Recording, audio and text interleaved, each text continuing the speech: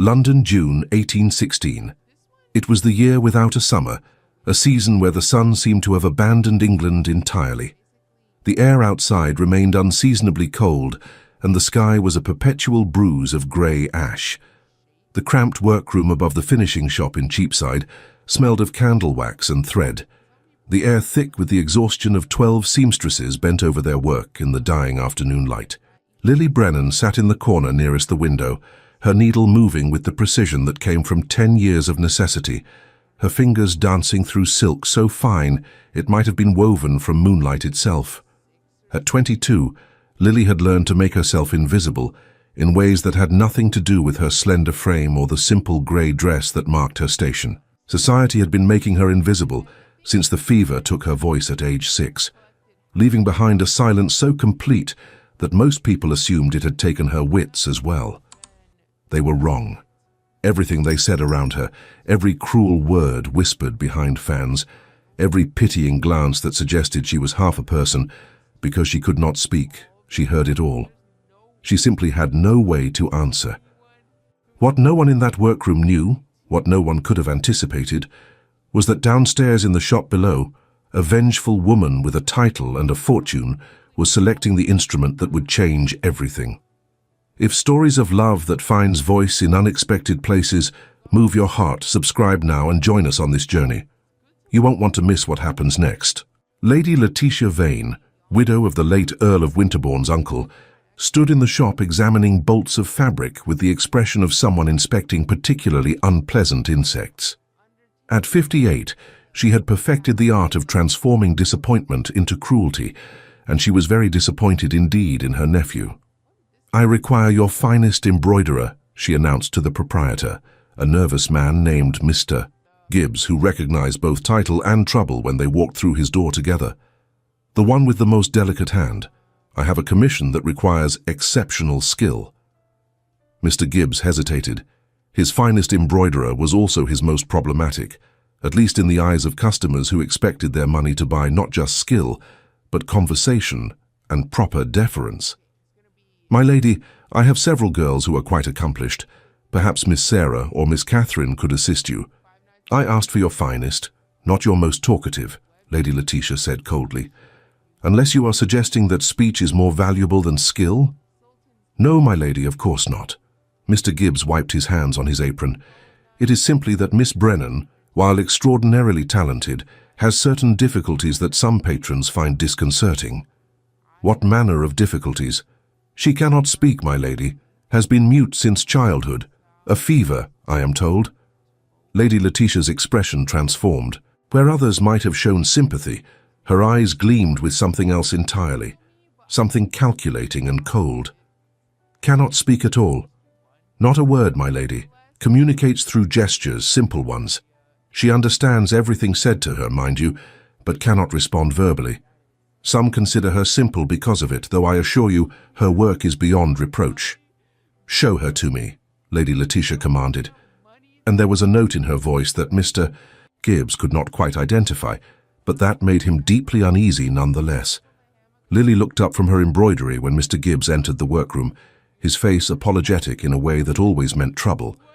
She set down her needle carefully, smoothing her skirts as she stood and followed him downstairs, with the resignation of someone who had learned that fighting was futile and silence was survival. Lady Letitia examined Lily the way one might examine a horse at auction, noting the delicate features that would have made her beautiful if anyone had bothered to look past the defect, the intelligent eyes that tracked every movement, the straight spine that spoke of dignity despite circumstances. Perfect, absolutely perfect for what she had in mind. "You are mute," Lady Letitia stated, not a question but a confirmation. Lily nodded once, her hands clasped in front of her, her expression carefully neutral. She had learned over 16 years of voicelessness that people often confused silence with stupidity, and it was easier to let them believe what they wished than to fight for recognition she would never receive. "Can you read or write?" Lily shook her head. In an era when deaf-mute children were considered ineducable, when even basic schooling was denied to those who could not speak, literacy had remained forever out of reach.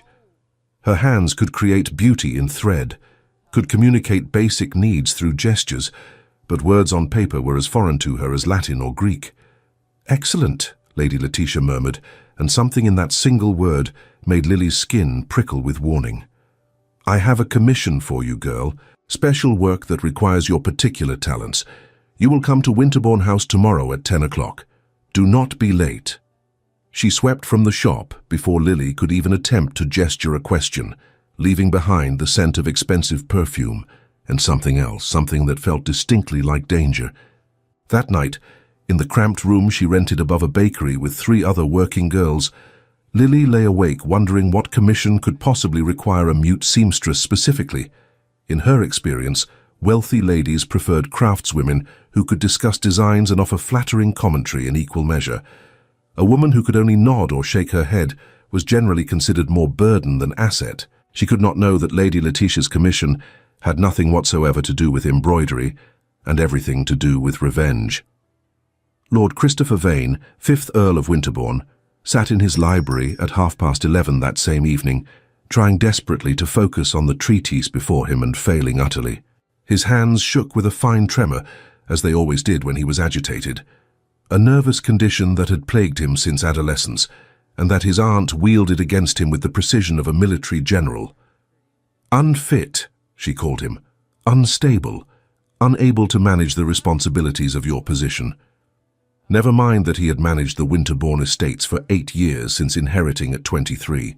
Never mind that his tenants were well cared for, his investments sound, his reputation for fairness and intelligence widely acknowledged.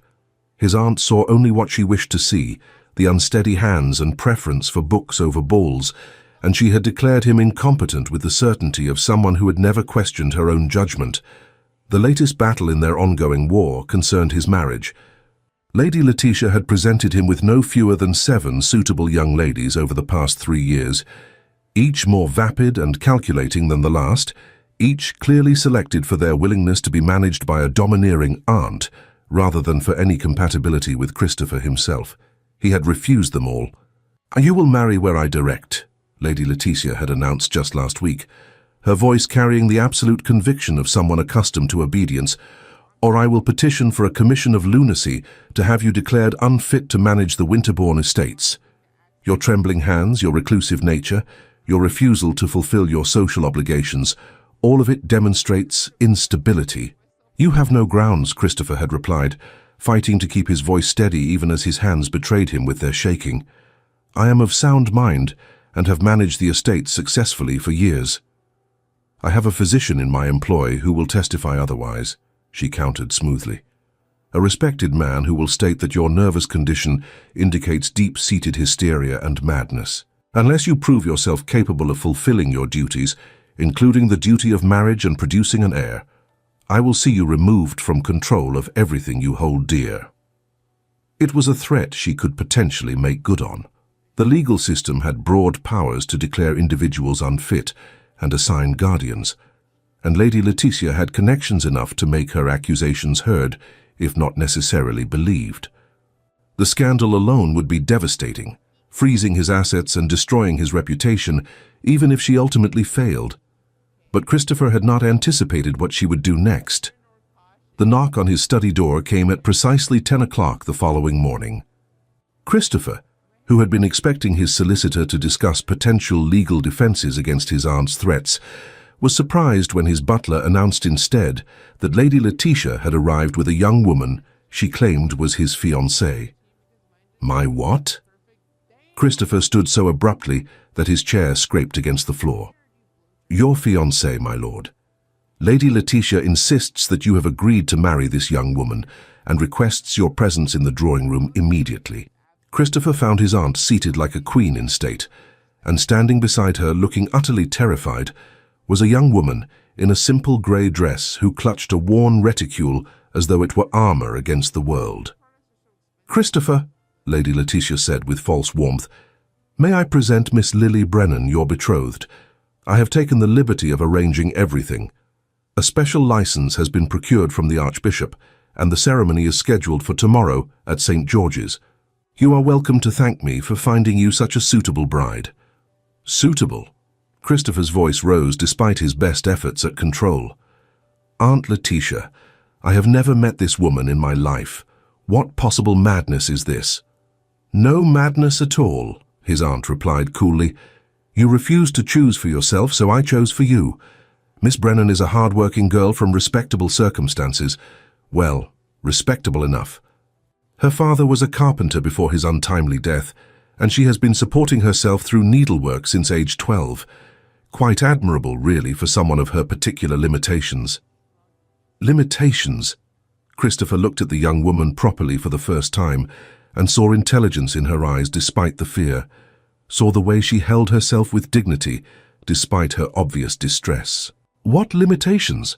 "She cannot speak," Lady Letitia said, and there was undisguised triumph in her voice. "Has been mute since childhood, cannot read or write either naturally.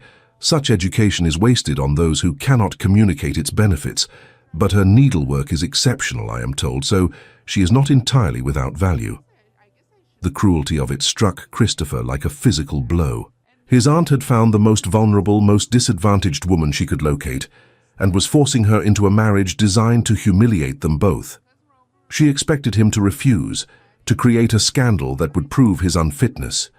Or perhaps she expected him to go through with it and then fail so spectacularly at managing a wife he could not communicate with that her case for his incompetence would be made for her. It was a trap with teeth, and Christopher could see no way out that did not involve hurting an innocent woman who looked increasingly as though she might faint from sheer terror. "Miss Brennan," he said gently, moving closer but stopping at a respectful distance. "Do you understand what is being proposed here?" Lily nodded once, her eyes fixed on his face as though trying to read his intentions there. "Do you wish to marry me?" She hesitated, then shook her head slightly, and the honesty of it, the simple refusal to pretend enthusiasm for a situation neither of them had chosen, struck something in Christopher's chest. "There, you see." Lady Letitia stood triumphantly. "She does not even wish to marry you. Shall we call this off and proceed with the commission of lunacy instead? I have the papers prepared." Christopher's fingers quivered, but his voice was steady when he spoke. "No." "No?" His aunt's eyebrows rose. "I will marry Miss Brennan tomorrow as you have arranged." He kept his eyes on Lily's face as he spoke, saw the shock there, the confusion. "But under one condition, Aunt Letitia. You will leave Winterbourne House today, and you will never ever return. You have meddled in my life for the last time. If you protest or interfere in any way, I will cut off the generous allowance my uncle left you, and you will discover exactly how difficult life can be when one must actually work for survival rather than simply criticizing others." Lady Letitia's face darkened with fury. "You would not dare." "I would. Try me." Christopher's trembling hands clenched into fists. "You brought Miss Brennan into my house, bound her to me legally through arrangements you cannot now undo, gave me a wife you assumed would be a burden. Now get out. The servants will pack your belongings. You have 1 hour." The silence that followed was profound. Lady Letitia looked between Christopher and Lily, clearly calculating whether she had won or lost, whether this outcome served her purposes or destroyed them. Finally, with a rustle of expensive silk, she stood. "You will regret this," she said coldly. "Both of you. She cannot even sign the marriage register, you realize. She will have to make her mark like a common tradesman. The entire ceremony will be a farce, and all of London will know it. You think you have won, Christopher, but you have merely hastened your own destruction." She swept from the room, and Christopher waited until he heard the front door close behind her before he allowed himself to breathe. When he turned back to Lily, she was crying silently, tears streaming down her face, though she made no sound. She stood frozen, one hand pressed to her mouth, and Christopher realized with a start that she probably expected him to throw her out as well, now that his aunt was gone, to discard her like the pawn she had been in someone else's chess game. "Miss Brennan," he said softly, "please, sit down. You look as though you might collapse, and I should hate for you to injure yourself in my drawing room." She sat mechanically, her hands twisting the fabric of her reticule, her eyes downcast. Christopher pulled a chair close, but not too close, maintaining a respectful distance as he gathered his thoughts. This woman had been manipulated into a situation not of her making, threatened with marriage to a stranger as some kind of elaborate revenge scheme, and now sat in a house full of servants who would gossip, and a fiancé who was himself trapped by circumstances beyond control. What could he possibly say that would not make this worse? "You are mute but not deaf, yes?" he asked finally. "You understand everything people say around you, you simply cannot respond verbally." She nodded, her expression wary. "Then we shall establish some basic communication. One nod for yes, one shake for no. If you need something more complex, perhaps you could gesture. I understand that many who cannot speak develop systems of communication that work quite well within families and close acquaintances." Another nod, this one slightly less fearful. "My aunt chose you because she believed a woman who cannot speak, read or write would make me a laughingstock," Christopher continued, his voice gentle but firm. "She assumed I would be trapped in a marriage where communication was impossible, where I could not share my thoughts or understand yours, where we would both be miserable and I would ultimately fail at the most basic duty of a husband, which is to actually know one's wife." Lily's hands stilled in her lap, her attention completely focused on his words. "But my aunt, for all her cunning, has made a critical error in judgment." Christopher leaned forward slightly, his grey eyes meeting hers directly. "She assumed that speech is the only form of communication that matters. She assumed that because you cannot read or write, you cannot learn. She assumed that because you are mute, you are also stupid. Am I correct in believing that all of these assumptions are false?" For the first time since entering Winterbourne House, something like hope flickered in Lily's eyes. She nodded emphatically. "Then we shall prove her wrong," Christopher said simply. "We shall find you a new voice. Not spoken, which is impossible, but written. I will teach you to read and write, give you words on paper that society has denied you in speech. My aunt chose you because you cannot communicate. We shall demonstrate that communication takes many forms, and that the ability to speak aloud has nothing whatsoever to do with intelligence, worth, or the capacity to be heard." Lily stared at him, as though he had spoken a foreign language, as though the very concept he was describing was too enormous to grasp. Her lips parted slightly, and Christopher could see her struggle to process this impossible gift being offered by a stranger who had every reason to resent her presence. "I know this is not the life you would have chosen," he continued quietly. "I know you did not ask to be dragged into my aunt's schemes, but we are both trapped now, legally bound to marry tomorrow. We can make that binding a punishment for us both, or we can make it something else, something better. An alliance, perhaps. A partnership between two people that society has decided are somehow insufficient. What do you say?"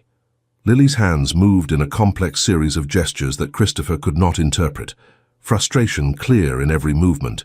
She needed to say something, needed to express something too complicated for yes or no, and had no way to make herself understood. "Wait here," Christopher said, standing quickly.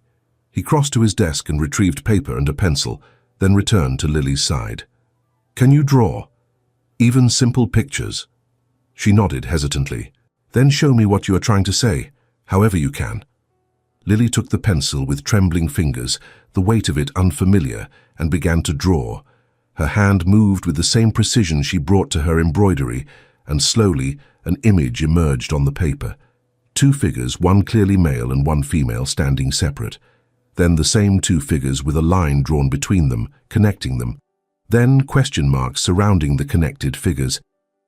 Christopher studied the drawing, understanding slowly dawning. "You are asking if this alliance I propose is real, if I truly mean what I say?" She nodded, her eyes searching his face for any sign of deception. "I mean it," he said firmly. "I do not know what kind of marriage we will build, Miss Brennan. I cannot promise love or even happiness, but I can promise honesty, respect, and this. I will teach you to read and write if you wish to learn. I will give you tools to express yourself that you have never had, and I will never ever treat you as though your silence makes you less than fully human. That much I swear." Lily set down the pencil with shaking hands and pressed both palms to her face, her shoulders trembling with silent sobs. Christopher sat quietly, allowing her this moment of release, understanding that she was weeping for more than just fear or relief. She was weeping for all the years when no one had believed she could learn, when no one had thought her worth teaching, when she had been invisible not because she was quiet, but because they had chosen not to see. When she finally lowered her hands, her eyes were red but clearer, and she looked at him with an expression he could not quite name. Then she did something that surprised them both. She reached out slowly, giving him time to pull away if he wished, and placed her hand over his where it rested on his knee. Her palm was warm and calloused from years of needlework, and her fingers pressed gently against his in what Christopher recognized as gratitude, acceptance, perhaps even the first fragile threads of trust. "Then we are agreed," he said softly. "Tomorrow we marry, not because we chose this, but because it was chosen for us. And then we begin. You will learn to write your thoughts, and I will learn to understand them. Between us, we will prove that my aunt's weapon can become our salvation." Lily nodded once more, then withdrew her hand and stood. She gestured toward the door, a question in her eyes. "You wish to leave? Of course, I will have my housekeeper, Mrs. Davies, show you to a guest chamber where you may rest until tomorrow. Everything you need will be provided. And Miss Brennan." He waited until she turned back to face him. "Thank you for not running when you had every reason to do so. That took courage." The wedding ceremony the following afternoon was exactly the nightmare Lady Letitia had promised it would be. St. George's, Hanover Square, was filled with society's most prominent gossips. All present to witness what they had been told would be the scandal of the season. Lady Letitia herself sat in the front pew with her closest friends, her expression one of barely concealed satisfaction. Lily stood before the vicar in a simple white dress that Mrs. Davies had somehow procured overnight, her hands clasped so tightly that her knuckles showed white. When the vicar reached the portion of the ceremony where she should speak her vows, an expectant silence fell over the congregation. "The bride is unable to speak," the vicar said quietly, his expression sympathetic. "I have been informed that she will signify her consent through gesture. Miss Brennan, do you take this man to be your lawfully wedded husband?" Lily nodded once, clearly and deliberately, her eyes fixed on Christopher's face. Whispers erupted throughout the church. Lady Letitia's voice carried clearly over the murmurs. "How touching! She cannot even speak the words. What manner of children will come from such a union? Little mutes unable to communicate?" Christopher's jaw tightened, but he did not look away from Lily. He saw the humiliation in her eyes, the shame that came from being reduced to a spectacle, and he felt his own rage at his aunt's cruelty burn hotter. When it came time to sign the register, Lily could only make an X where her signature should have been, her hand shaking so badly that the mark was barely legible. The witnesses, Lady Letitia's friends, laughed openly. "The Countess of Winterbourne cannot even write her own name," one woman said, loudly enough for half the church to hear. "How delicious. I wonder if she can even spell Earl, let alone be married to one." Christopher signed his own name with a flourish, then turned to address the congregation before anyone could stop him. His hand was unsteady, but his voice rang clear and cold through St. George's. "Let me make something perfectly clear to all assembled here today," he said. "My wife's inability to speak has nothing whatsoever to do with her intelligence, her worth, or her capacity to be an excellent Countess of Winterbourne. Those of you who have come today expecting entertainment at her expense will be disappointed. Those of you who mistake silence for stupidity will discover your error. And those of you who dare to insult my wife in my presence will find yourselves permanently unwelcome in my home and my social circle. Have I made myself understood?" The silence that followed was absolute. Lady Letitia's face had gone white with fury, but Christopher did not spare her a glance. He offered his arm to Lily, who took it with fingers that trembled only slightly, and together they walked down the aisle of St. George's while society whispered behind them. The wedding breakfast was a small, quiet affair at Winterbourne House, with only a handful of genuine well-wishers. Christopher's closest friend from university, Lord Marcus Grenville, proposed a toast that was mercifully brief and surprisingly kind, welcoming Lily to the family and noting that intelligence came in many forms, not all of them verbal. By evening, Lily found herself alone in the Countess's chambers, a suite of rooms that seemed impossibly grand after years in a cramped attic room above a bakery. A lady's maid had been assigned to her, a young woman named Sarah who seemed uncertain how to serve a mistress who could not issue verbal instructions, but who was trying her best to be helpful. Lily gestured that she wished to be alone, and Sarah withdrew with a curtsy, leaving her standing in the middle of a bedroom that was larger than the entire bakery room she had shared with 3 other girls. This was her life now, Countess of Winterbourne, married to a man she had met yesterday, unable to speak, unable to write, unable to communicate anything more complex than yes or no while society laughed at her inadequacy. The knock on her door startled her. When she opened it, Christopher stood in the corridor holding a leather case. "I apologize for disturbing you," he said quietly. "I know you must be exhausted, but I wanted to give you this before the day ended entirely." He handed her the case. "Open it." Inside, Lily found paper, fine quality paper in a quantity she had never seen in one place. Beneath it, pencils of varying types, and at the bottom, a slim volume with her name written on the cover in careful script. Lily, Countess of Winterbourne, her first book. "I thought we might begin tonight," Christopher said, his grey eyes gentle. "If you are willing. Nothing elaborate, just the alphabet, your name, the beginning of your voice on paper."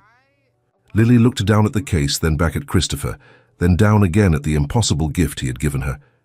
Paper, pencils, a book with her name, her title, written as though she were worthy of both. She nodded, tears streaming down her face once more, and Christopher smiled. "Come then. My study is more comfortable for this work, and we have much to accomplish." That night, in the Earl's study lit by candles and the glow of the fire, Christopher Vane taught his mute wife the alphabet. He showed her how to hold a pencil properly, how to form letters, how to write her own name in careful strokes. "Lily," he said, guiding her hand through each letter. "This is you on paper. This is how you will speak to me. This is how you will tell me your thoughts, your wishes, your feelings. This is your voice, Lily, your new voice." Lily stared at the word she had written, her own name in her own hand, and something inside her that had been locked away since age 6, since fever took her voice, and society decided she was half a person, that something broke open and light poured in. She traced the letters again and again, committing them to memory, and Christopher sat beside her with infinite patience, correcting her grip, praising her progress, treating her not as a burden or a joke, but as a student worthy of teaching.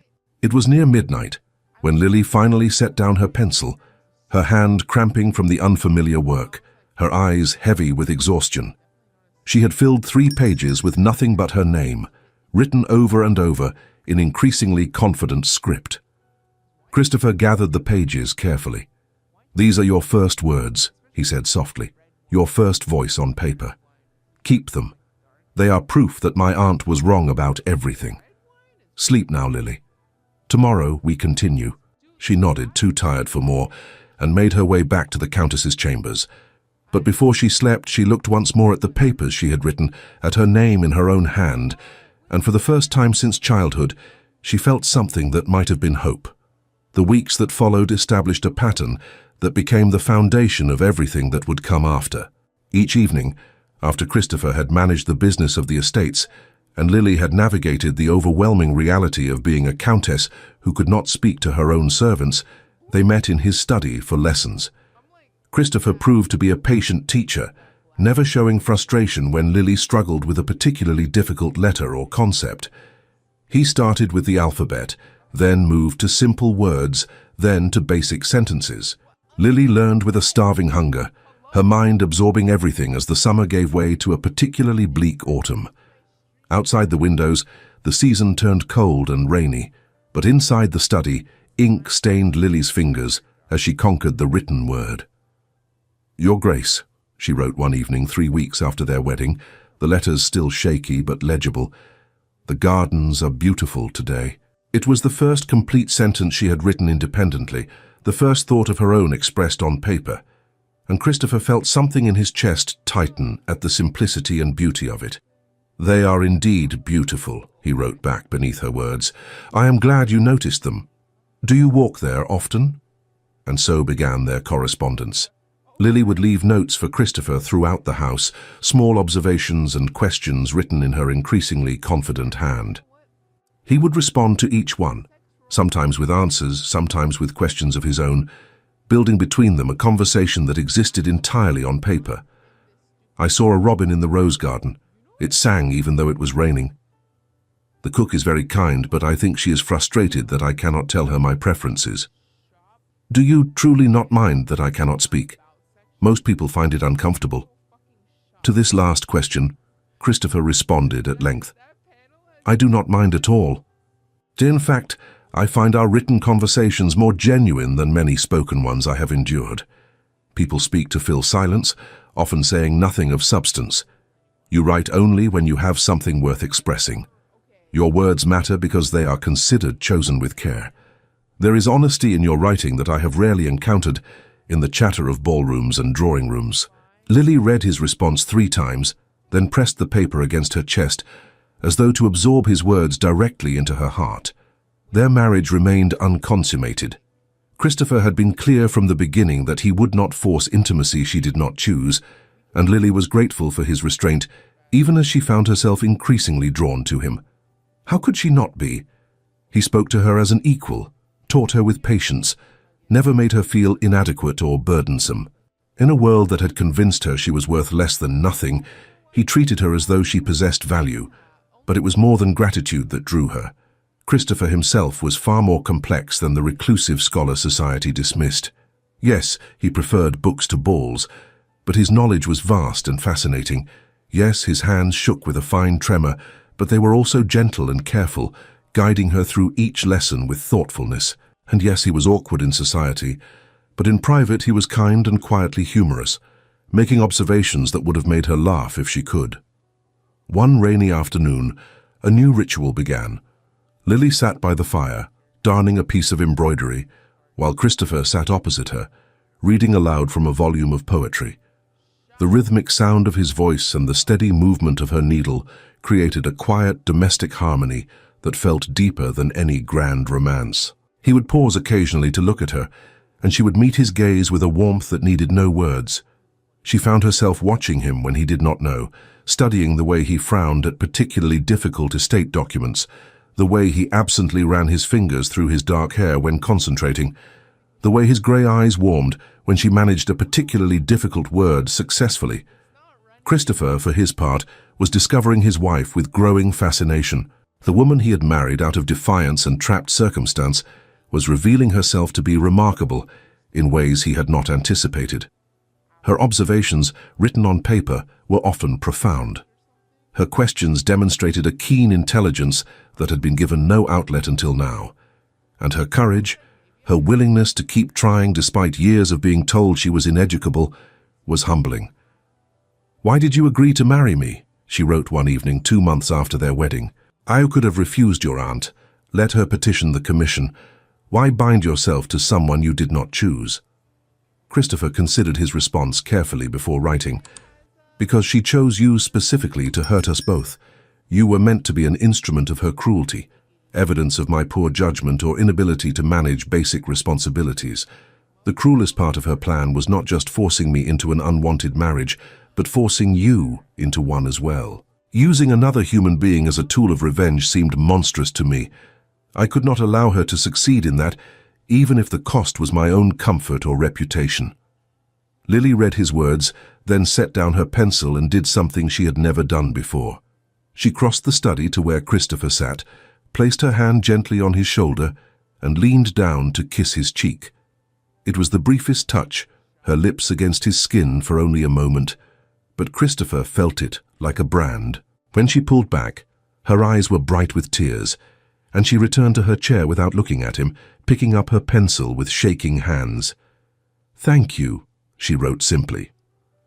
Christopher touched his cheek where her lips had been, his own hand trembling for reasons that had nothing to do with his chronic condition, and wondered when exactly he had stopped thinking of this marriage as a trap and started thinking of it as something else entirely. By autumn, Lily's literacy had progressed to the point where she could write fluid paragraphs expressing complex thoughts. Christopher found her notes throughout the house, tucked into books he was reading, left on his desk, slipped into his coat pockets. Each one was a gift, a glimpse into the mind of a woman who saw the world with clarity and expressed it with increasing eloquence. "I have been thinking about cruelty," she wrote one October evening. Not the obvious kind like your aunt's schemes, but the everyday cruelty of dismissal. The way people look through me as though I do not exist because I cannot speak. The way they assume silence means emptiness. I used to accept this as natural, the way things must be. But you have shown me that it is not natural at all. It is a choice people make, to value speech over observation, noise over thoughtfulness.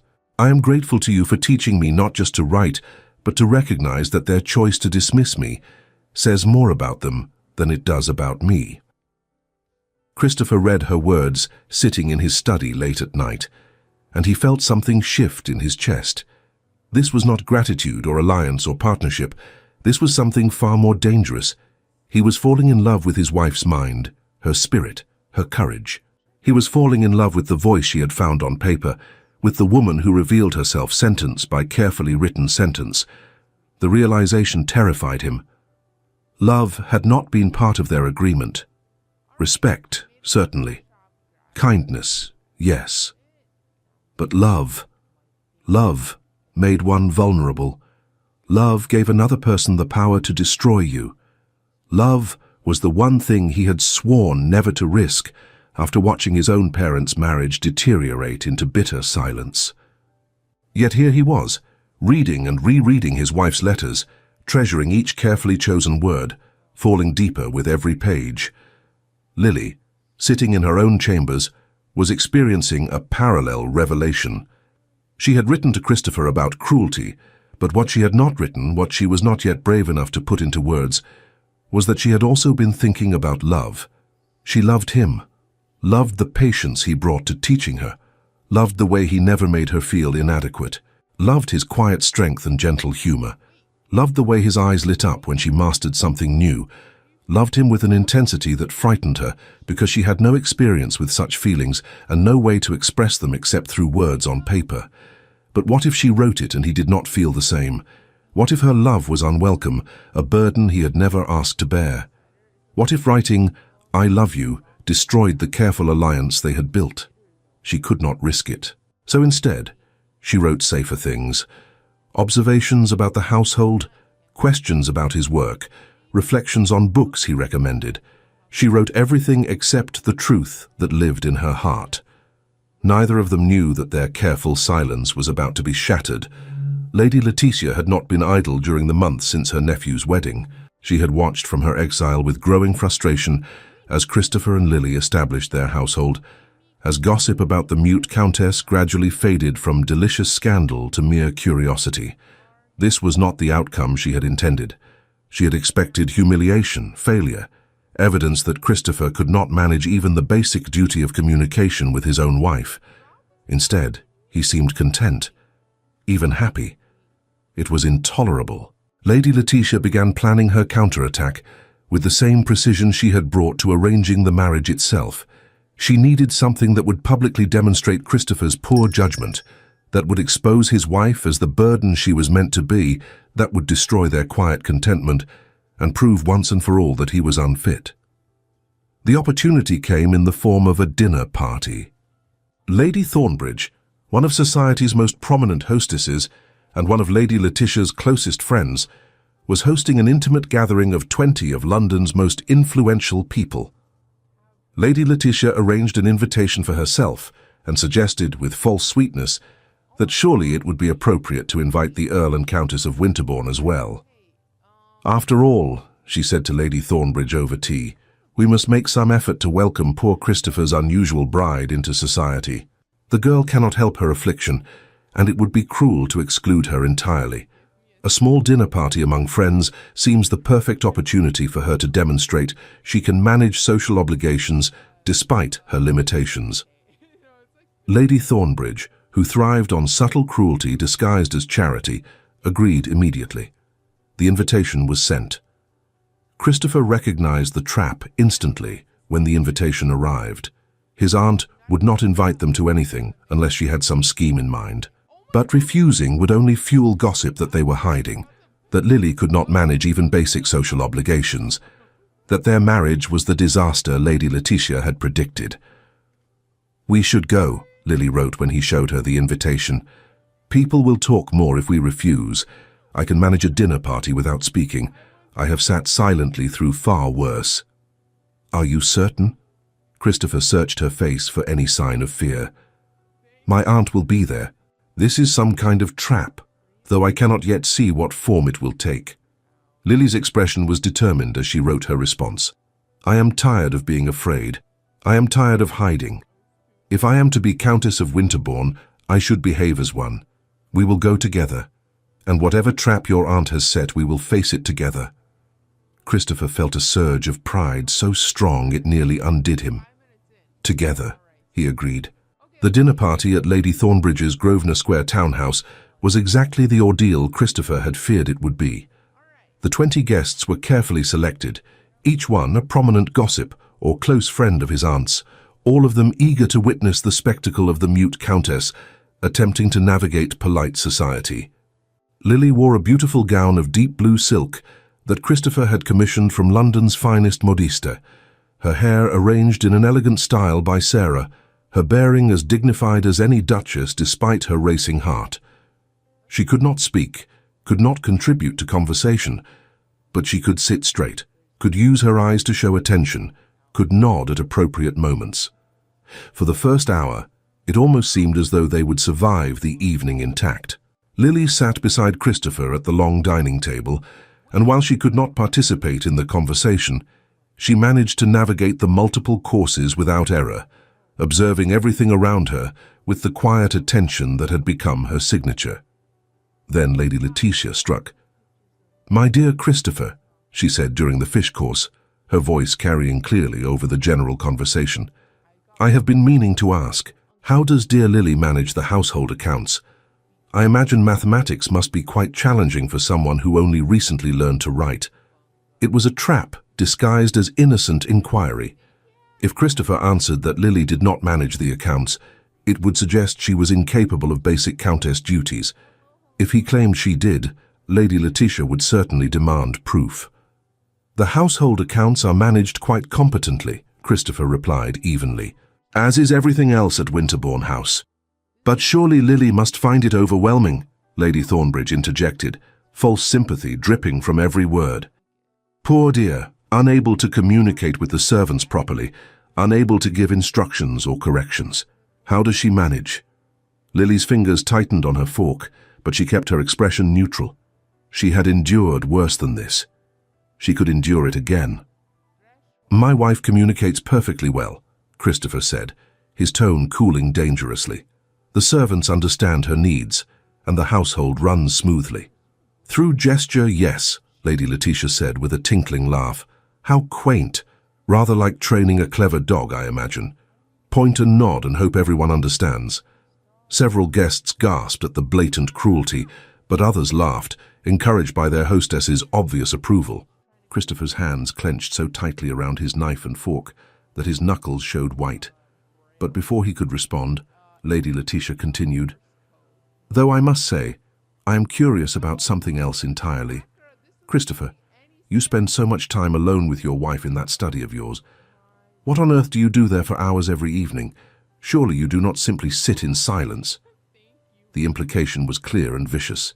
The whispers started immediately, suggestions that Christopher was keeping his mute wife isolated, that there was something improper in their private evenings, that he was taking advantage of a woman who could not speak out against him. "We read together," Christopher said through clenched teeth. "We discuss books and current events. We communicate through writing. Not that it is any concern of yours or anyone else's what passes between husband and wife in private." "Writing?" Lady Letitia's eyebrows rose in exaggerated surprise. "How wonderful that you have taught her to make letters. Can she actually compose complete sentences, or does she simply copy what you write for her?" "She writes beautifully," Christopher said, his voice low and dangerous, "with eloquence and insight that would shame half the people at this table."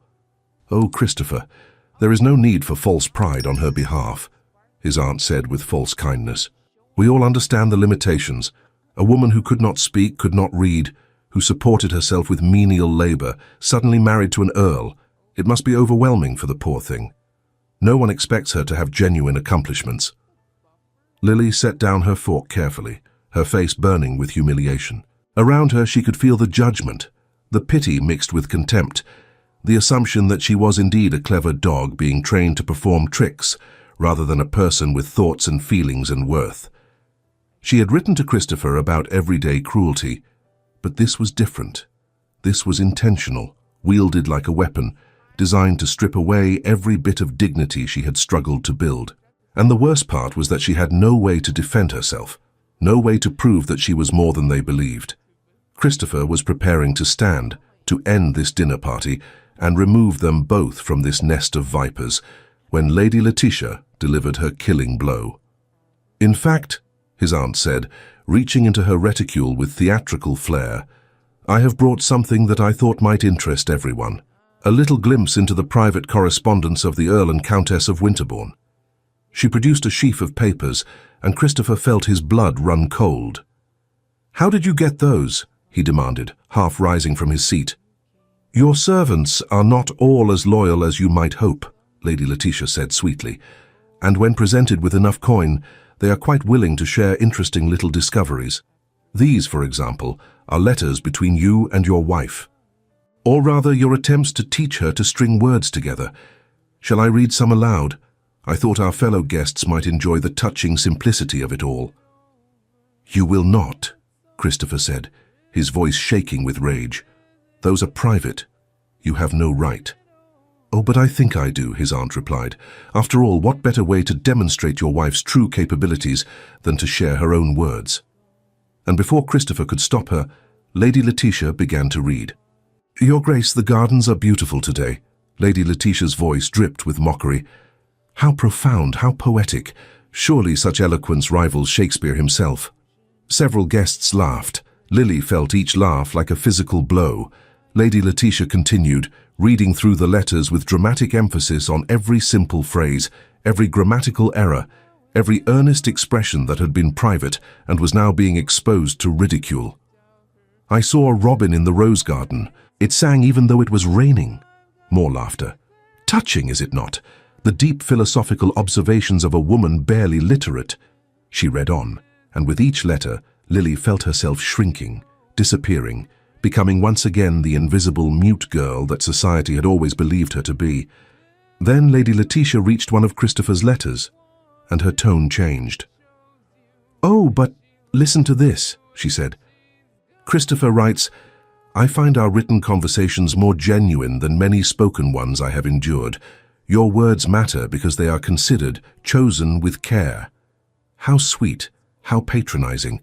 He finds her simple words genuine because he has so little else to compare them to, isolated as he is in that house with his books and his unsteady hands. She looked up at the assembled guests. "My nephew has convinced himself that his mute wife is somehow remarkable because she can write a few sentences about robins and rain. He has imprisoned himself with a woman who cannot even carry on a proper conversation, and he calls it a marriage. Tell me, is this the behavior of a man fit to manage great estates and important responsibilities, or is this the behavior of someone so desperate for companionship that he will accept even the most limited form of it?" The silence that followed was absolute. Every eye in the room turned to Christopher and Lily, judging, assessing, finding them wanting. Lily could not bear it. Could not sit one moment longer in this room full of people who saw her as a joke, a burden, a creature to be pitied and mocked. She stood abruptly, her chair scraping against the floor, and fled the dining room. Christopher made to follow, but Lady Letitia's voice stopped him. "Let her go," she said coldly. "Let everyone see what your marriage truly is. A woman who runs at the first sign of difficulty, unable even to defend herself because she lacks the basic human capacity of speech. This is what I meant, Christopher, when I said you were unfit. You have bound yourself to someone fundamentally inadequate, and you have convinced yourself it is somehow noble. But we all see it for what it truly is: failure." Christopher looked around the table at the faces of London's elite society. He saw some sympathy, more judgment, far too much agreement with his aunt's assessment. And in that moment, he made a choice. He stood slowly, his hands quivering not with nerves but with barely contained rage. "You are wrong," he said quietly, and his voice carried such conviction that every person in the room fell silent to hear him. About everything. My wife did not run because she is weak or inadequate. She ran because she is human, because cruelty hurts whether one can speak or not, because even the strongest person has limits to how much public humiliation they can endure. He turned to Lady Letitia directly. You chose Lily because you thought her silence made her less than human. You thought I could not possibly build a life with someone who could not speak. But you were wrong. I have learned more from my wife's written words than from a lifetime of meaningless social chatter. I have found more honesty, more courage, more genuine feeling in her simple observations than in all the calculated speech of people like you. He picked up one of the letters Lady Letitia had read, holding it carefully. You mock her for writing about robins in the rain. But do you know what that letter meant? It meant that despite everything, despite a life of being dismissed and ignored and treated as less than human, she still noticed beauty, still found wonder, still had the courage to express it to someone who might understand. That is not simplicity. That is profound strength. His grey eyes swept the room. Every word my wife writes demonstrates more genuine intelligence and feeling than the polished, empty correspondence that passes between people in society. Her honesty, her willingness to reveal herself without artifice, reveals true nobility of character that has nothing whatsoever to do with birth or breeding or the ability to speak aloud.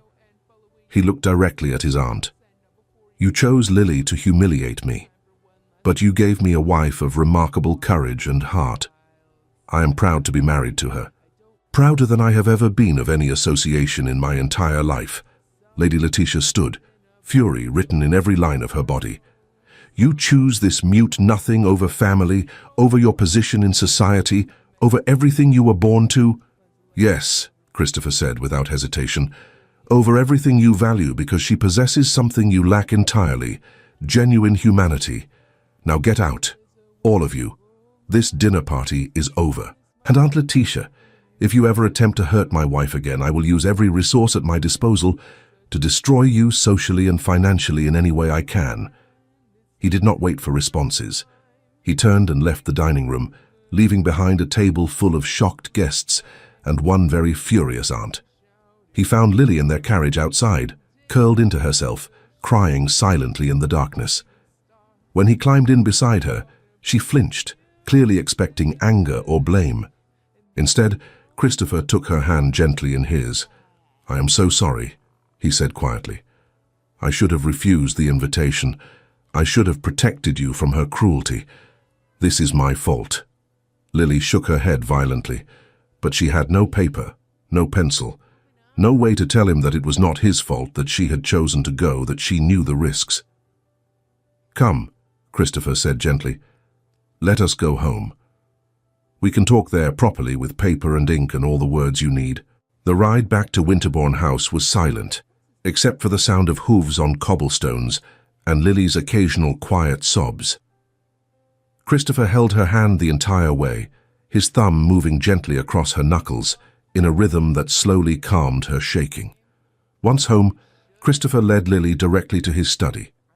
He prepared paper and ink, then sat beside her and waited. For long minutes, Lily simply stared at the blank page, tears dripping onto the paper and blurring into grey pools. Then finally she began to write. I am sorry, I thought I was strong enough. I thought I could endure their judgment, but hearing my words, our words, read aloud like that, mocked like that, it felt like being torn open. Like every private thought, every honest feeling I had shared with you was being used as a weapon. I wanted to be brave for you, but I failed. Christopher read her words, then took his own pen. You did not fail. You were brave. You sat through an entire dinner party designed to humiliate you, and you maintained your dignity until even dignity had its limits. Running when cruelty becomes unbearable is not weakness, Lily. It is self-preservation. I am only sorry I did not run with you sooner. Lily read his response, then wrote again, her hand shaking. They are right, though, are they not? I am inadequate. I cannot speak, cannot manage society properly, cannot defend myself or you. I am a burden you never asked for, a wife who brings you nothing but difficulty. Your aunt chose me to destroy you, and she succeeded. Every day I remain here, I prove her point." Christopher felt his heart break reading those words. He understood suddenly that the evening's cruelty had not just humiliated Lily, it had confirmed every terrible thing she had ever believed about herself. All the progress they had made, all the confidence she had built, had been stripped away in one vicious dinner party. He took up his pen and wrote carefully, "No, they are not right. You are not inadequate. You are not a burden. You are my wife, and you bring me more than you know. You bring honesty where I had grown accustomed to lies. You bring observation where I had accepted superficiality. You bring courage where I had settled for comfortable cowardice. Before you, I hid in my library and convinced myself that isolation was noble. You showed me that connection is possible even under the most impossible circumstances." He paused, then continued writing, his hand steady despite the importance of what he was about to say. "I am going to tell you something that I have not been brave enough to say before. I love you, Lily, not because I pity you, or because we are trapped together. I love you because of who you are, because your mind is brilliant and your observations profound, because you face each day with courage, despite a world that has been unspeakably cruel to you, because your words on paper, your simple, honest thoughts, move me more than the finest poetry ever has. I love you, and if loving you makes me unfit in society's eyes, then I am proud to be unfit." Lily read his words once, then twice, then a third time, her hands trembling so violently that the paper shook.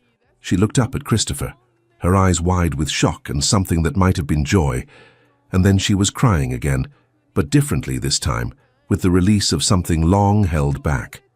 She grabbed her own pen and wrote quickly, the letters less neat than usual in her haste. "I love you too. I have loved you for months but was too afraid to write it, afraid you would think it was just gratitude or obligation, afraid my love would be unwelcome, afraid of so many things. But I love you, Christopher. I love you so much that this evening when they mocked our letters, it felt like they were mocking my heart, because my heart is in every word I write to you." Christopher read her confession and felt something loosen in his chest, something that had been tight and guarded for his entire adult life. He reached out slowly, giving her time to pull away if she wished, and cupped her face gently in his hands. "May I kiss you?" he asked softly.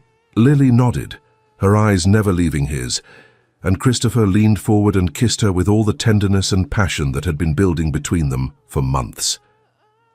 It was not the first kiss of obligation at their wedding ceremony, performed for witnesses. This was the first kiss of love, of choice, of two people who had found each other in the most impossible circumstances and chosen to build something beautiful despite everything working against them. When they finally pulled apart, both were crying, and Lily reached for her pen again. "What do we do now? Your aunt will not stop. She will keep trying to destroy us, to prove you unfit, to make my existence a weapon against you. How do we fight her?" Christopher considered this, then wrote his response. "We fight her by living, by being happy, by proving every single day that our marriage is not the disaster she intended it to be.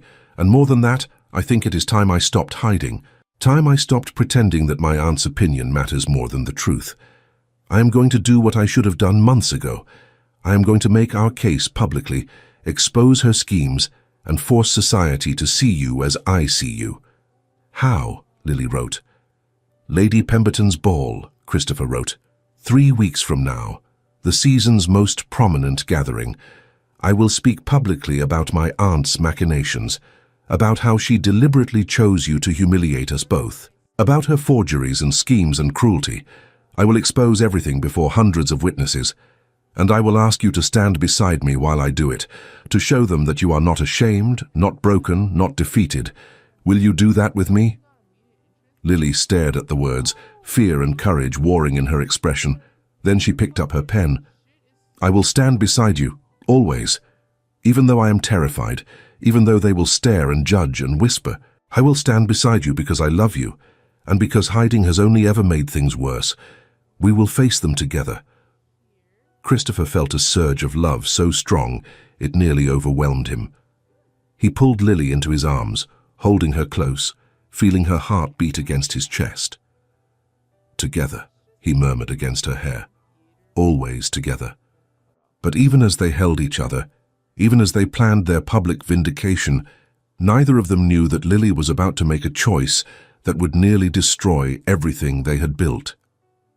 The days following the disastrous dinner party were difficult. Word of Lady Letitia's public reading of their letters had spread through London society like wildfire.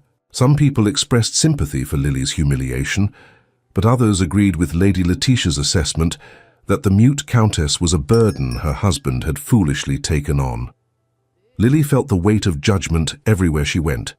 Servants whispered, tradespeople stared, and when she and Christopher ventured out to Hyde Park for their daily walk, other members of the ton either cut them directly or offered condescending pity that was somehow worse than open hostility. Christopher remained steadfast, planning his public confrontation at Lady Pemberton's ball with the precision of a military campaign.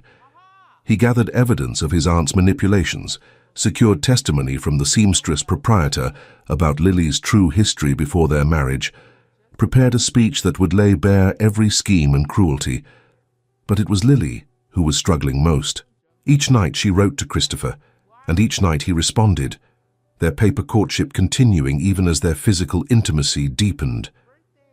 They had become lovers in truth now, the walls between them finally down, and Christopher discovered that Lily's inability to speak during their most intimate moments only made them more profound. She communicated through touch, through her eyes, through the way she held him, and it was more honest than any words could have been. Yet despite their growing closeness, despite Christopher's obvious love and support, Lily could not shake the growing conviction that she was destroying his life. The evidence was everywhere. His friendship with Lord Grenville was strained because Grenville's wife found it uncomfortable to socialize with a hostess who could not speak. Invitations to important events had stopped coming. His business associates suggested delicately that perhaps an annulment could be arranged if the marriage had not been consummated. Most damning of all, Lady Letitia had begun a whisper campaign suggesting that Lily had been a prostitute in Cheapside, servicing customers through hand gestures, that she had trapped Christopher through unnatural means, that she was corrupting him away from his duties and position. None of it was true, but truth mattered less than persistent rumor. London society was turning against them completely, and Christopher's determination to defend her was only making things worse.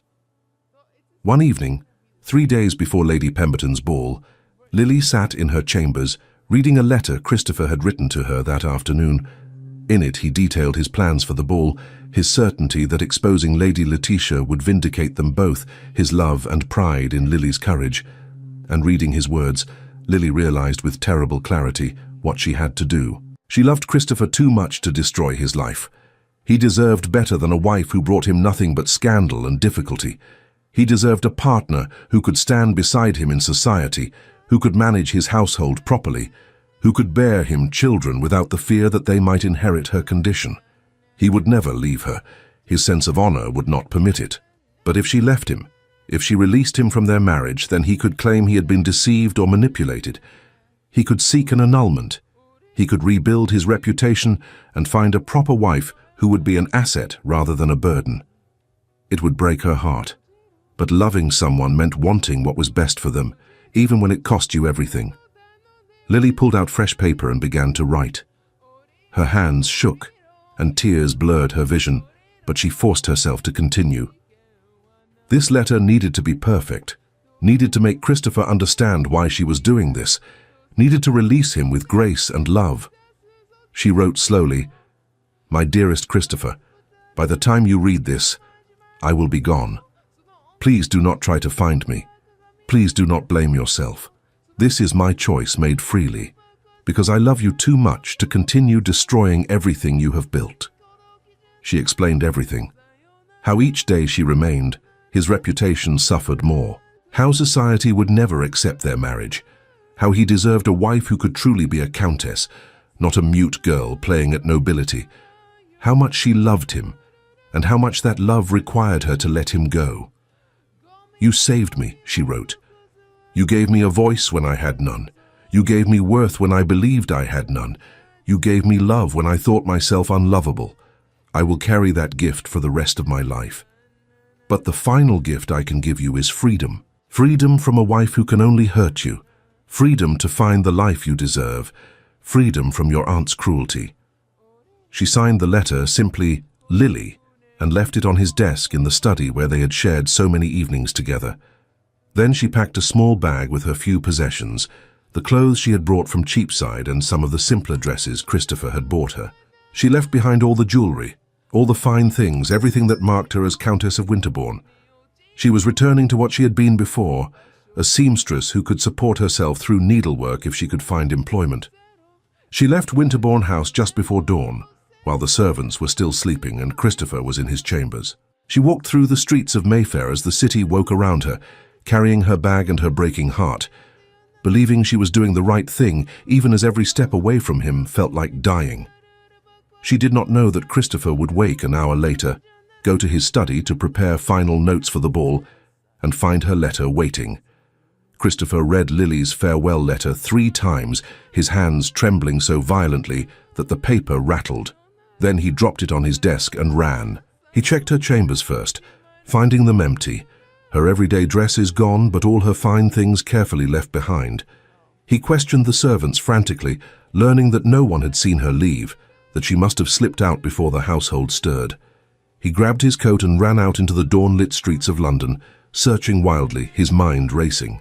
Where would she go?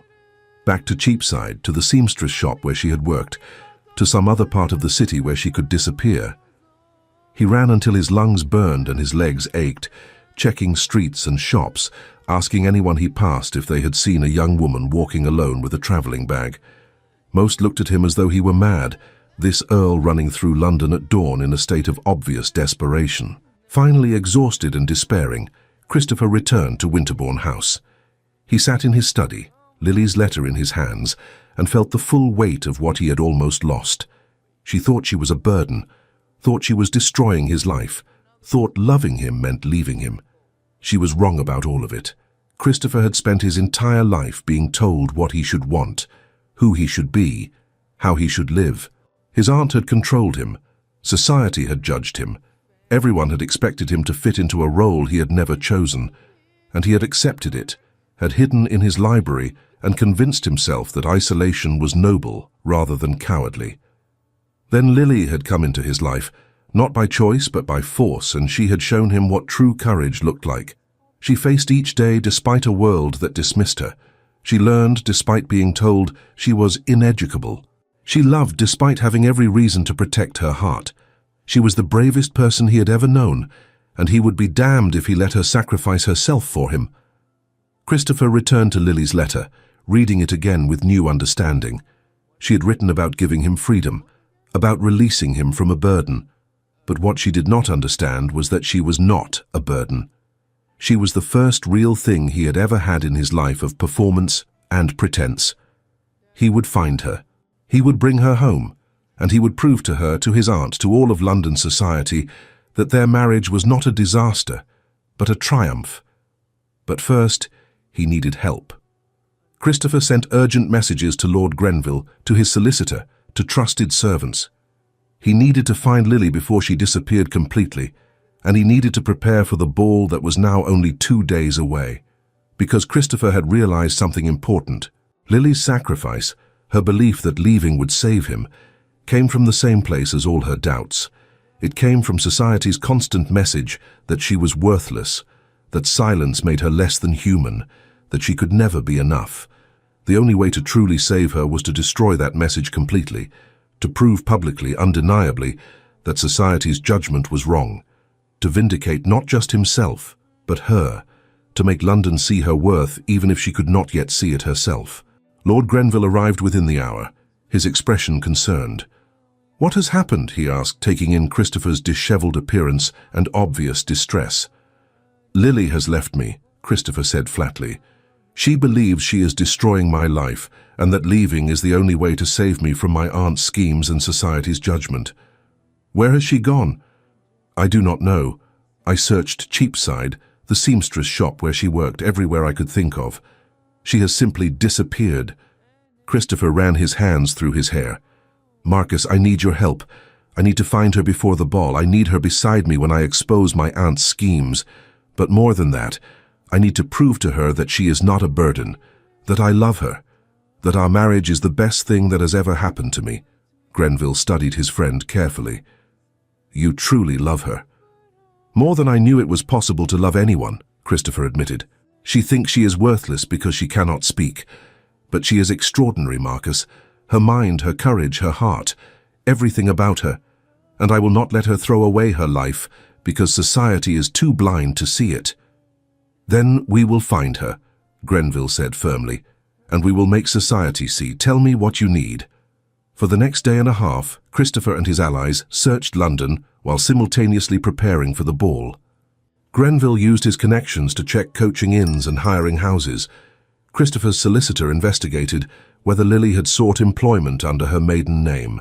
Servants searched every corner of Cheapside and the surrounding areas, but Lily seemed to have vanished.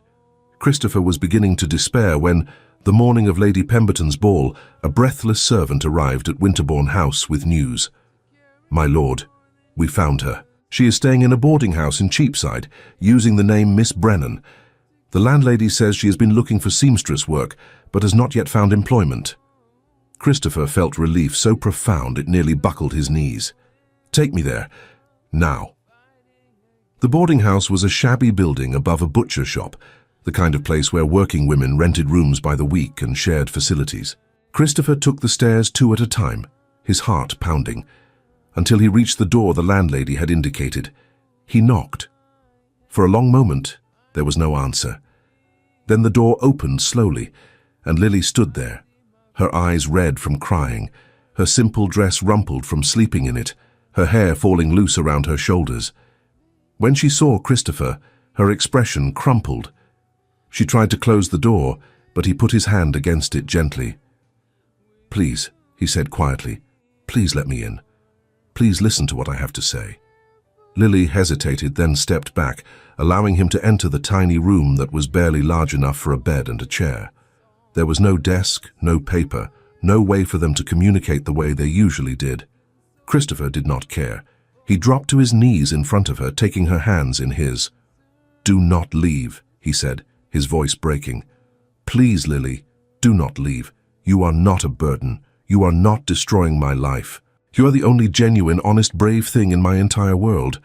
You are the only person who has ever seen me rather than my title, the only one whose words matter, because they come from absolute sincerity rather than calculation. Lily was crying, shaking her head, trying to pull her hands away. She gestured frantically, trying to communicate without words, trying to explain why she had to go. But Christopher held firm. I know what you are trying to say.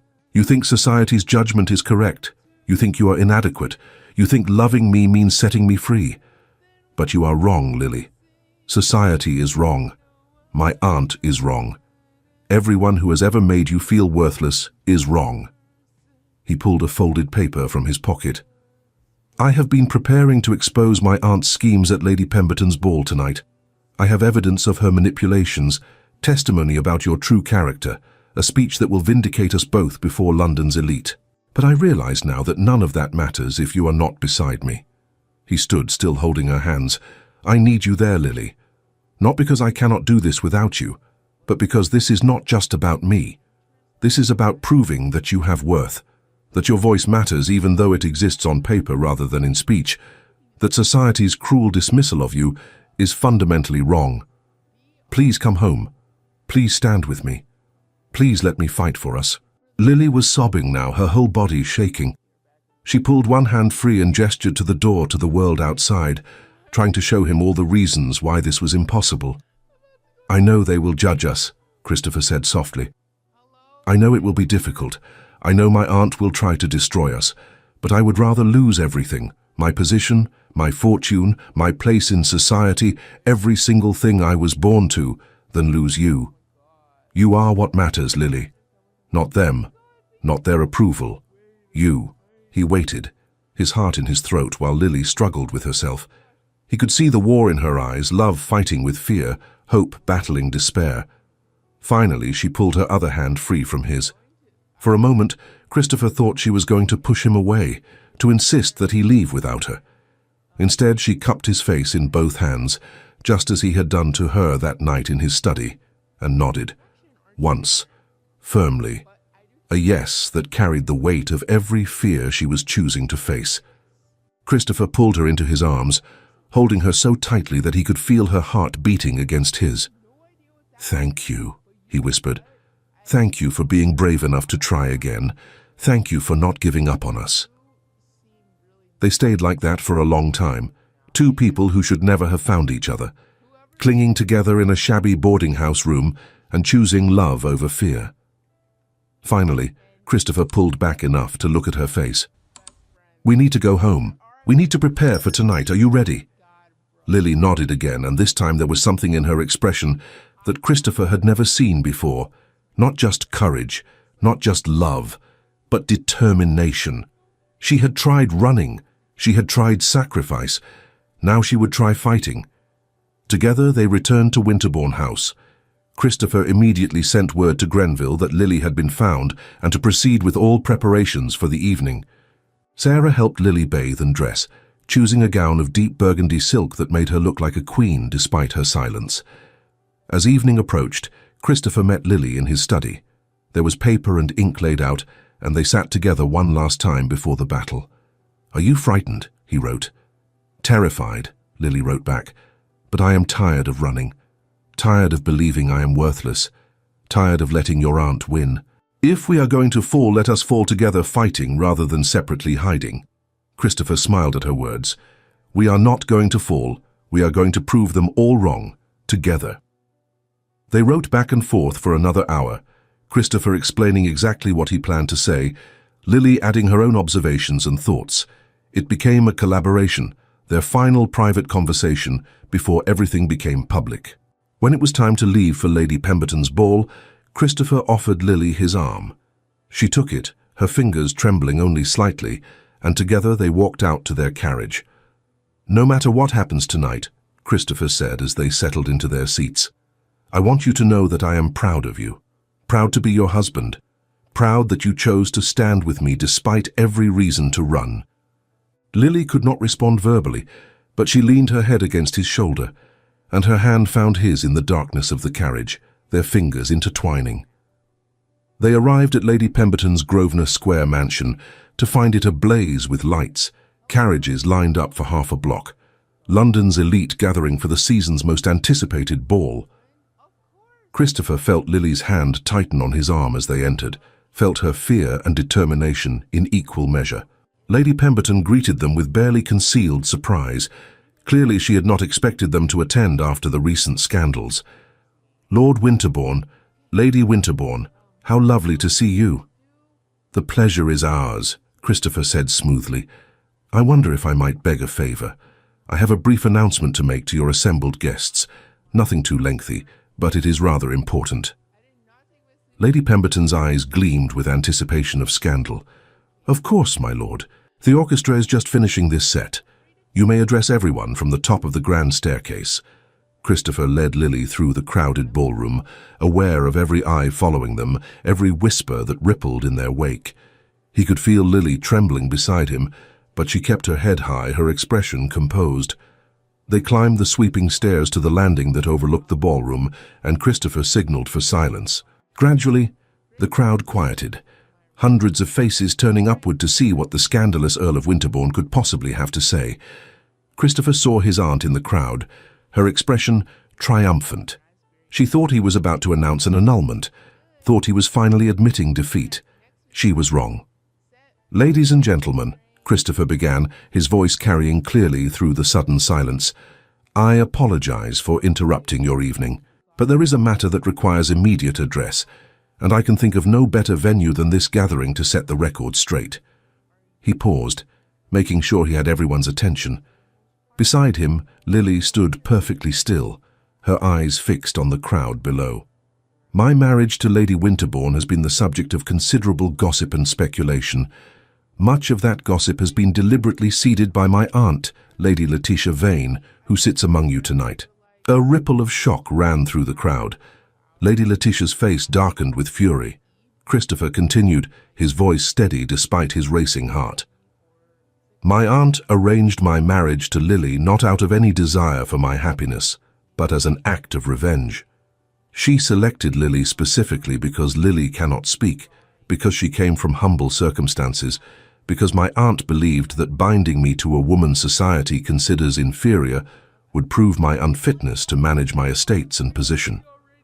He produced documents from his pocket. I have here testimony from Mr. Gibbs, the proprietor of the seamstress shop where Lily worked for 10 years. He attests that Lily was a hard-working, honest young woman who supported herself and her dying mother through skilled labor. There was no scandal, no impropriety, none of the vicious rumors my aunt has spread about Lily's supposed past as a prostitute. Gasps erupted from the crowd. Lady Letitia stood, her face white with rage. "This is outrageous. I will not sit here and be slandered." "Then do not sit," Christopher said coldly. "Stand and face what you have done. You forced me into this marriage through threats of legal action, claiming my nervous condition proved me fit for a commission of lunacy, unless I married a bride of your choosing. You deliberately selected the most vulnerable, disadvantaged woman you could find and used her as an instrument of your malice. Tell me, Aunt Letitia, how is that not cruelty of the most profound sort?" He turned back to the assembled guests. "I wish to address something fundamental about the way our society judges worth. We have been taught to value speech above silence, noise above observation, the ability to chatter about nothing above the courage to say only what matters. My wife cannot speak. This is true, but her inability to produce verbal sound has nothing whatsoever to do with her intelligence, her character, or her worth as a soul." Christopher's voice grew stronger. "In the months since our marriage, Lily has learned to read and write. Not simple words, but complex, eloquent expressions of thought and feeling. Her observations are profound. Her honesty is absolute. Her courage in facing each day, despite a world that dismisses her, is humbling. I have learned more from her written words than from a lifetime of meaningless social conversation." He pulled out one of Lily's letters, holding it up for all to see. "My aunt recently stole our private correspondence and read it aloud to mock Lily's simple expressions. She thought she was exposing inadequacy, but what she failed to understand was that Lily wrote of seeing beauty in a robin singing through the rain, finding wonder where others found only dampness. In every line she writes, she reveals a clarity of spirit that most of us miss entirely." He looked up at the crowd. "Does that sound like the writing of someone inadequate? Or does it sound like the writing of someone who possesses a dignity that shame cannot touch?" Several people in the crowd were nodding. Christopher pressed on. "Nothing noble exists in mocking a woman for lacking speech she never chose to lose. Nothing admirable exists in destroying someone whose only crime was being used as a weapon by a vindictive woman. My aunt thought she was punishing me by giving me Lily as a wife. Instead, she gave me the greatest gift of my life. She gave me a partner who values honesty over pretense, substance over show, genuine feeling over calculated performance." He turned to Lily, who stood beside him with tears streaming down her face, but her head held high. "My wife cannot tell you in words how she feels, but I can tell you what she has taught me. She has taught me that communication takes many forms, that courage looks different than we expect, that worth has nothing to do with the accidents of birth or body. She has taught me to see past surface and sound to substance and soul." Christopher turned back to the crowd, his grey eyes blazing. "I stand before you tonight beside my wife, and I say this clearly so there can be no misunderstanding. I love Lily with everything I am. I am proud to be her husband, and anyone who believes our marriage is a failure or a burden or anything other than a triumph of two people who found each other against all odds is welcome to believe that. But they are wrong, and I will spend the rest of my life proving them wrong." The silence that followed was profound. Then, from somewhere in the crowd, someone began to clap. Then another person joined in. Then more, until nearly half the ballroom was applauding. But not everyone. Lady Letitia stood frozen, her friends clustered around her, shock and fury written on all their faces. Christopher was not finished. He pulled out one more document. "I have here evidence of forgeries created by my aunt. False documents claiming Lily had worked as a prostitute, testimony she paid servants to provide, schemes she orchestrated to destroy our marriage. All of it documented. All of it provable in a court of law if necessary. He held the papers high. I am making this public tonight because I want everyone here to understand what happened. My aunt wielded an innocent woman like a weapon. She used Lily's vulnerability as a tool. And when that tool refused to behave as expected, when Lily and I chose to build something real despite the circumstances, my aunt tried to destroy us through slander and lies. He looked directly at Lady Letitia. You failed, Aunt. You thought Lily's silence made her weak. You thought I was too spineless to stand against you. You were wrong about everything. Now I suggest you leave this ball. Leave London if you have any sense, because I am done protecting your reputation. Everyone here now knows exactly what you are. Lady Letitia's face was mottled with rage. She opened her mouth to speak, but no words came. Finally she turned and pushed through the crowd, her friends scattering before her, her retreat complete and humiliating. Christopher turned back to the assembled guests one final time. I thank you for your attention. Now, if you will excuse us, I believe I owe my wife a dance. He led Lily down from the grand staircase to the ballroom floor. The crowd parted before them, and as the orchestra struck up a waltz, Christopher took Lily in his arms. They danced in silence, surrounded by hundreds of watching eyes, and Lily looked up at Christopher with an expression of such love and gratitude that he felt his breath catch. I love you, he mouthed, though she could not hear the words. She smiled through her tears and pressed closer, and they danced as though the rest of the world did not exist. As the waltz ended, several prominent ladies approached them. Lady Grenville, Marcus's wife, was first. Lady Winterbourne, she said warmly, I wonder if you might honor me with your correspondence. I would very much enjoy reading your observations and thoughts. Christopher has convinced me that I have been missing a remarkable mind simply because I was too caught up in conventional expectations of communication. Other ladies joined in, expressing similar sentiments. Not all of society was convinced, not yet, but enough people had been moved by Christopher's speech and Lily's quiet dignity that the tide was beginning to turn. By the end of the evening, the gossip had shifted. Instead of mocking the mute countess, people were praising her courage. Instead of questioning Christopher's judgment, they were admiring his defense of his wife. And Lady Letitia's reputation was in ruins, her schemes exposed to hundreds of witnesses. Christopher and Lily returned to Winterbourne House in the early hours of morning, exhausted but triumphant. In his study, Christopher prepared paper and ink, and they sat together to process everything that had happened. You were magnificent, Christopher wrote. Standing beside me, facing them all with such courage. I have never been prouder of anyone in my entire life. Lily took up her own pen, her hand steadier now. You gave me my voice tonight. Not just the written voice you taught me months ago, but something more. You gave me the courage to believe that voice matters, that I matter. Thank you, Christopher. Thank you for seeing me when no one else did. Thank you for loving me when I did not know how to love myself. They wrote back and forth until dawn, processing emotions and making plans. The fight was not over. Some members of society would never accept their marriage. But they had won the most important battle, the battle for respect and recognition. 6 months later, Winterbourne House had been transformed.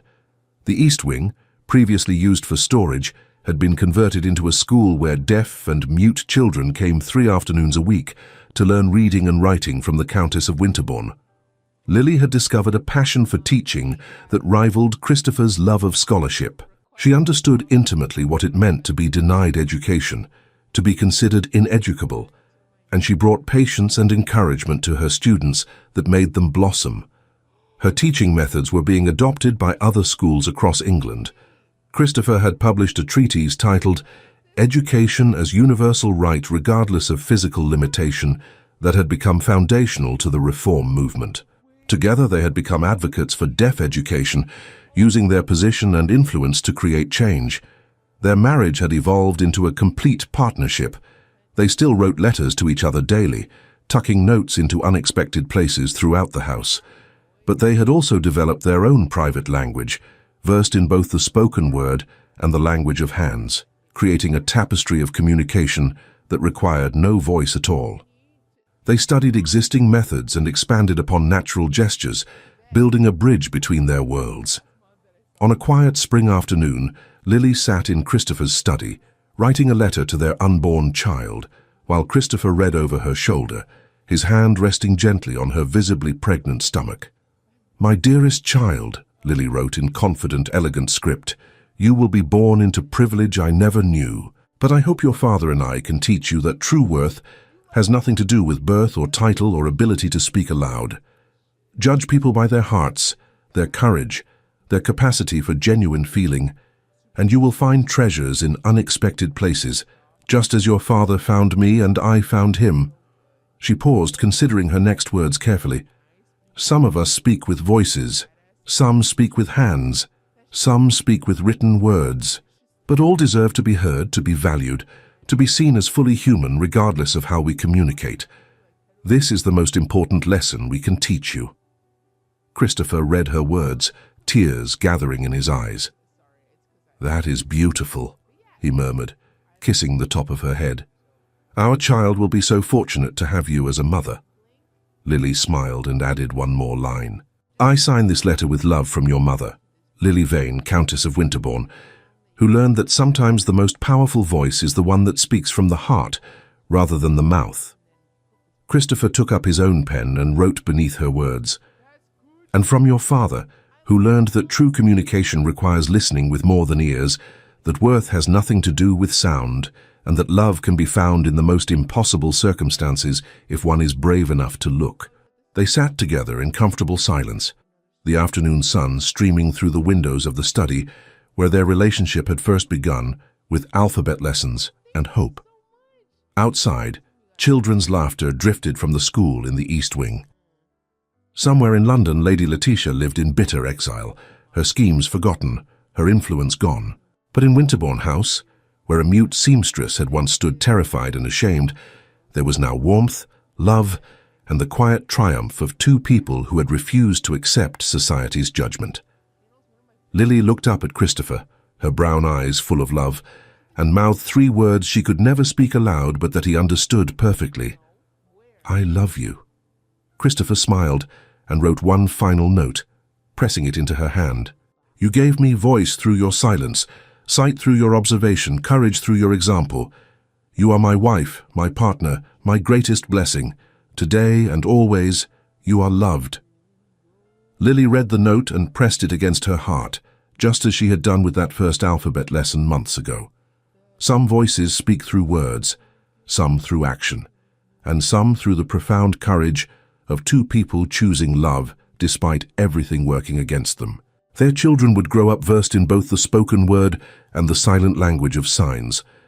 Understanding that communication takes many forms, their school would thrive, changing hundreds of lives, and their love would endure, built on a foundation not of speech, but of genuine seeing, genuine understanding, genuine connection. Outside Winterbourne House, London society carried on with its endless cycle of balls and gossip and judgment. But inside, where it mattered, two people who should never have found each other had built something beautiful. And Lily Vane, Countess of Winterbourne, who had once believed she was worth nothing because she could not speak, had discovered through ink and paper, and one man's unwavering love, that her voice had always mattered. She had simply needed someone patient enough to help her find it. Thank you for journeying with us through this tale of courage, love, and finding your voice in unexpected places. If you believe in second chances and stories that touch the soul, subscribe now and share this with someone special. Together, we keep these stories alive.